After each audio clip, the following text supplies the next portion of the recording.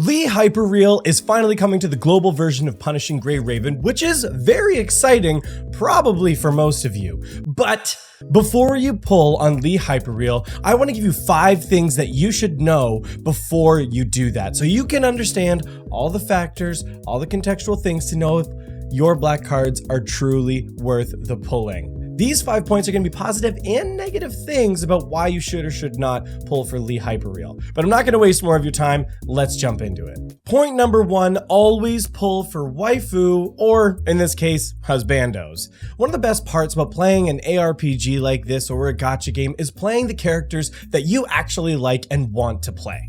Punishing Gray Raven is also generous enough that you can basically get 1 copy of each S-rank character as they get released throughout the game. And if you're a low spender and you're getting kind of the monthly pass or free-to-play plus, whatever the heck you want to call it, it's even easier to get at least 1 copy of a unit. So I personally think it's always best to prioritize at least getting 1 copy of a unit, because it's just, you're more likely to have fun in that way.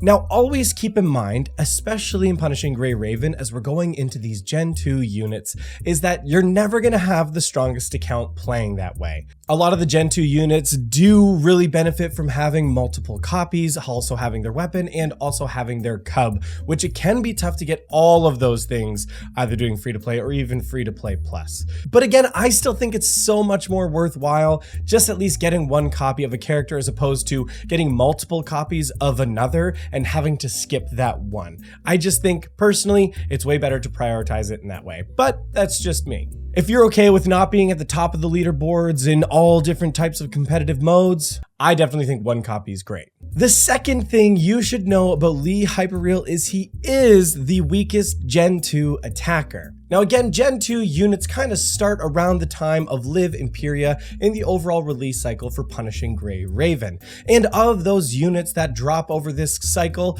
Lee is kind of the weakest among them. When he's being compared to other attackers like Bianca Stigmata, who just dropped 2 patches before, or with Lucia Crimson Weave, who's going to be dropping 2 patches from now, he definitely doesn't quite compare in terms of overall DPS output. If you are concerned about pulling more damage with this character, you are going to have to look at pulling more on the gacha side.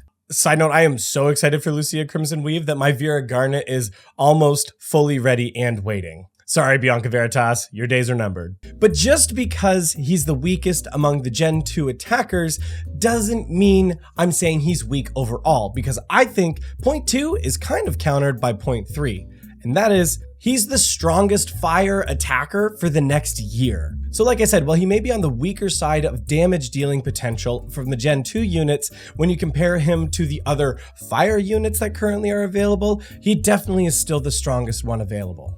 Live Imperia can pull out some pretty big damage numbers on the fire meta team, but that's not going to compare to Lee Hyperreal's still in this case. Also, having him to complete out your full fire meta team, that being Live Imperia, Nanami Starfarer, and Lee Hyperreal, it's going to greatly boost your fire damage team potential overall, even with a single copy. And while there are some free-to-play alternatives like Lee Palefire, or A-Lee as he's sometimes called, A-Lee takes a lot of investment to get him up to a usable position on the fire meta team, and even once you do get there, he basically just becomes a QTE bot anyway. So he is going to be one of the strongest fire damage dealing characters for at least the next year. But that's only the next year, because point 4, he kind of gets power crept a year from now. I say kind of because he's not been power crept as a fire attacker in terms of how characters are categorized, but in terms of overall damage potential, he does. A year from now, we're going to get a new Watanabe frame that is going to be a fire tank. This frame definitely does fully replace Nanami Starfarer, rip Nanami Starfarer. But even being a tank class unit, Watanabe is still able to out-damage Lee Hyperreal. Also at that time, Live Imperia is going to be getting leap skills added, which we're still waiting on some of the final numbers on that, but I would say from a pure speculation standpoint, Live Imperia was already on par with, if not very close to, Lee Hyperreal in terms of overall usefulness and viability on the fire meta team. With her leap being added in there, I think that's going to push her ahead of Lee Hyperreal as well. So about a year from now, he's going to become the weakest member. Again, he's still the strongest fire attacker, but not going to be the top fire damage dealing character, which you kind of want an attacker to be. So just something to think about. Before we get to the final point, guys, make sure to drop a like and subscribe on the channel. I would greatly appreciate that. It helps the growth of this channel, and you can follow for more PGR, Wuthering Waves, and some other gacha gaming content. All right, on to point number 5. So I just want to call back to point number 1 where I said, again, number 1 reason, always pull for waifu or husbando.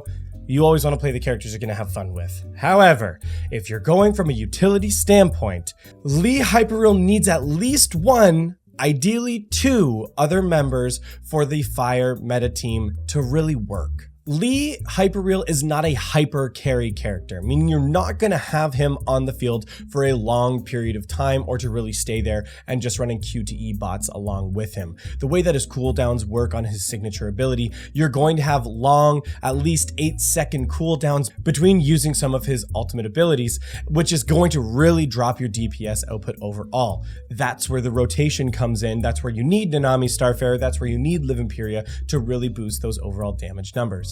If you've only got 1 of the 2 of them, or even worse, you don't have either of those characters, Lee's utility overall goes down greatly, and it might be more worth your while investing into another meta team, especially if you're a new player. If you're a new player and you do not have Live Imperia or Nanami Starfarer, and he's not a husbando, I would 100% argue that I don't think Lee Hyperreal is like a must-pull character, especially because Live Imperia and Nanami Starfarer are going to be even harder to get moving forward. There is going to be an S-rank selector that's going to come up over the next little while that you could get Live Imperia from, so if you have Nanami Starfarer, you know, maybe you could piecemeal that together and still make it work, but it might be more worthwhile to hold on. If you're still working on your meta teams overall or your mono element teams, it might be worthwhile holding on for a lightning team. 2 patches from now, Lucia Crimson Weave is going to drop on the Punishing Grey Raven global server. My waifu, by the way, so excited for that.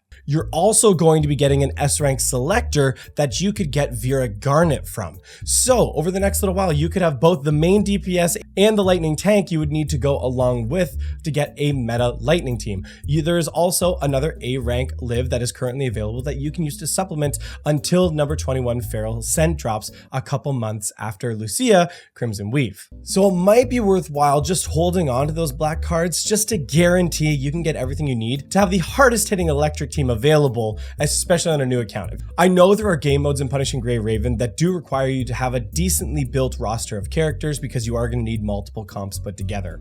But if you don't have Live Imperia or Nanami Starfarer, you're going to have a hard time building a fire team just strictly around Lee Hyperreal. So as I said, that's just from a utility standpoint. If he's husbando, you're just playing for fun, you're not worried about being too competitive, of course, pull Lee. But in my final conclusion, if you're missing those 2 characters, I'm not going to say he's a must pull. I'm not saying he's a skip either. But I just wanted to give you those 5 points, let you know a little bit of the context around the character so you can make an educated decision going into his banner in the next few days. But let me know what you guys think in the comments down below. Do you think I'm totally off base here, that I'm not even close? You think that's some terrible reasoning? And you think, no, he is a 100% must pull, you need to get Lee Hyperreal? Let me know. Let me know your thoughts in the comments down below. Explain why you think that's the case. I'd be open to hearing your arguments on it. I've been seeing some mixed opinions going around online, so I'd love to hear it. If you made it this far in the video, thank you again so much for watching. I would appreciate a like and subscribe. It helps the growth of this channel. Thank you for watching, and we'll see you next time.